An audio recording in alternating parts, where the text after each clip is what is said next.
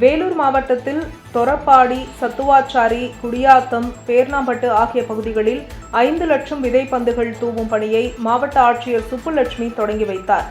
வேலூர் தொரப்பாடி பகுதியில் உள்ள மலைப்பகுதிகளிலும், சத்துவாச்சாரி மலைப்பகுதிகளிலும் கல்லூரி மாணவிகள் உருவாக்கிய 5 லட்சம் விதைப்பந்துகளை இன்று ஒரே நாளில் தூவும் பணியை வேலூர் மாவட்ட ஆட்சியர் சுப்புலட்சுமி தொடங்கி வைத்தார்.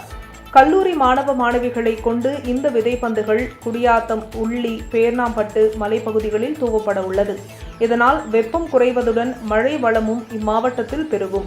வெயில் மாவட்டம் என்பது மாற மாவட்ட நிர்வாகம் சார்பில் இந்த விதைப்பந்துகளை உருவாக்கி தூவப்படுகிறது. கடந்த ஆண்டும் இதே போன்றும் இன்றும் விதைப்பந்துகள் தூவப்பட்டது. இதில் மாநகராட்சி ஆணையர் ஜானகி, சமூக ஆர்வலர் தினேஷ், சரவணன் உள்ளிட்ட பலர் கலந்து கொண்டனர்.